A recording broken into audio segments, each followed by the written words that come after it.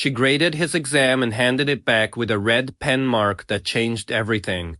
Not a correction. Not a comment on his work. Just a small smiley face drawn next to his name. And from that moment, 20-year-old Daniel Chun could not think about anything else. This is a story about falling in love in the most inconvenient place possible. A college classroom. With the most unavailable person possible, your professor, and it is a story told entirely through letters that were never supposed to exist. Now, before we dive in, I want you to stay with me here because this story goes somewhere you will not expect.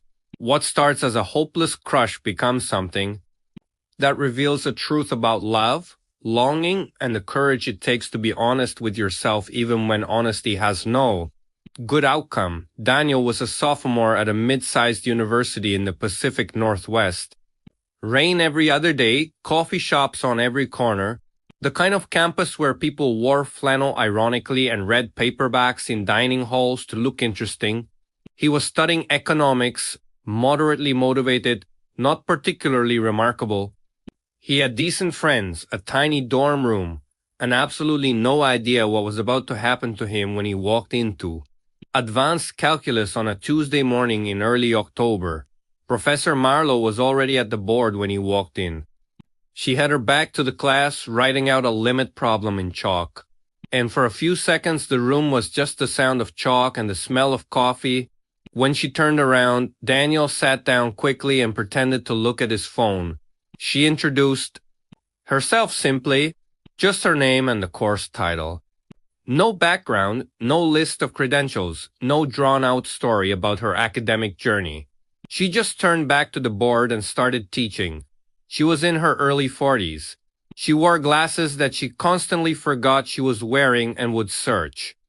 For while they sat on her head, she had a dry sense of humor that made exactly 3 students laugh every time, and she did not seem bothered at all by the other 27 who stared blankly. She explained complex ideas with a patience that felt almost personal, like she genuinely believed every confused face in the room was worth her full attention. And Daniel sat in the 3rd row and slowly, completely fell apart. He did not recognize what was happening at first.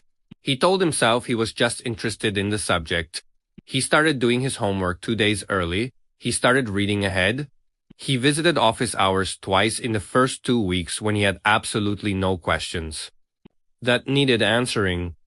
He would invent confusion just to sit across from her desk and watch her draw diagrams and explain things with her hands. His roommate Marcus noticed before he did. Marcus said, very casually one night while they were both avoiding homework, that Daniel had started talking about calculus the way other people talk about their situationships. Daniel laughed it off. Then he lay awake for 2 hours thinking about what Marcus had said, and that was the night he wrote the first letter. He did not plan it. He was not sitting at his desk thinking tonight I will write a love letter to my professor. He was just lying there with too many feelings and no container for them. And he picked up the spiral notebook he used for class notes and he started writing. Not to send, just to get it out of his body. He wrote about the way she paused before answering a hard question, like she was respecting the difficulty of it. He wrote about the specific way she said the word elegant when she was describing a particularly clean proof. He wrote that she made mathematics feel like something alive, like it had a heartbeat, and that he had never once in his life thought about numbers that way before her. He wrote that he knew this was absurd.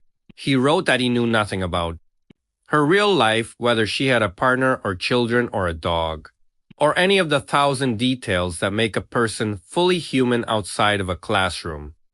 He wrote that maybe what he felt was not love exactly, but something adjacent to it. Something that wanted to be love but was smart enough to know its place. He folded the letter and put it in the back of his notebook. Then he wrote another one. 2 days later, the second letter was sharper, more honest.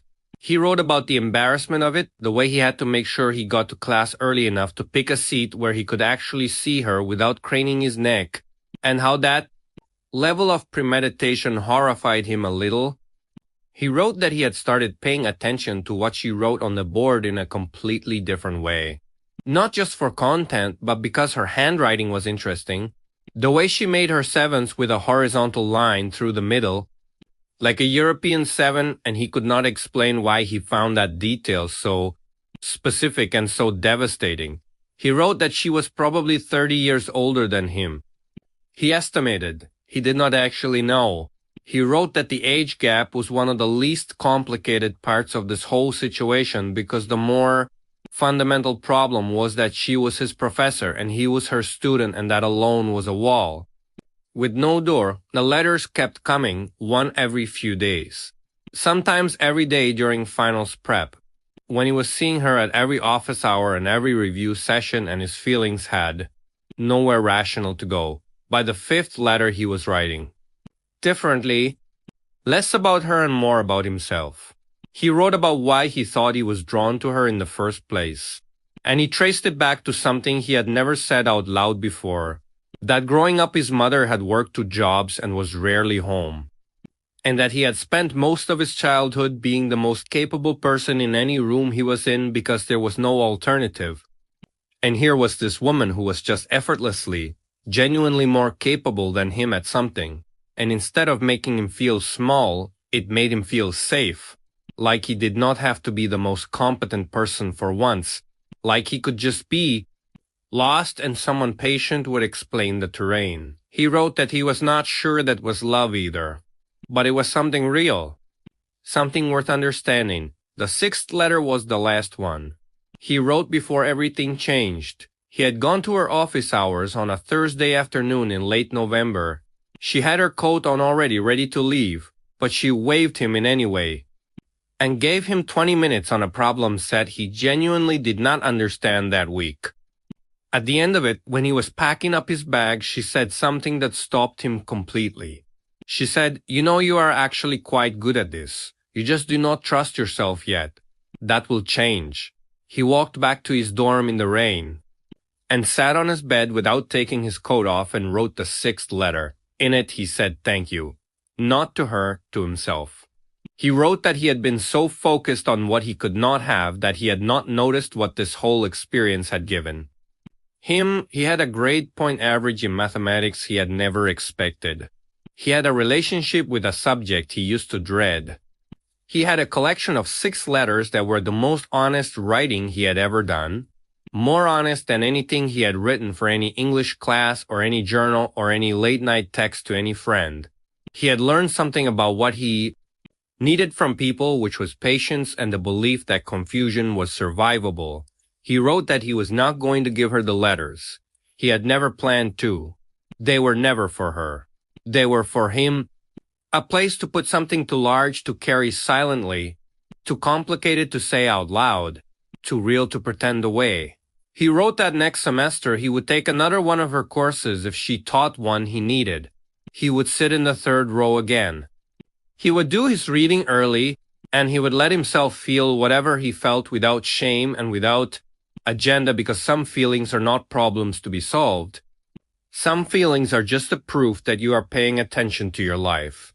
He closed the notebook and put it on his shelf between 2 textbooks. Years later, and I mean this part genuinely, Daniel went on to work in financial modeling, and he always said in interviews that the moment his career clicked into place was when a professor in college made him understand that mathematics was not about getting the right answer. It was about having the courage to keep working when the answer was not yet visible. He never said her name in those interviews, but he always smiled when he said it. The letters stayed in the notebook. The notebook stayed on every shelf he ever owned, and some part of him never stopped being grateful for the calculus class that taught him more about himself than any subject ever had.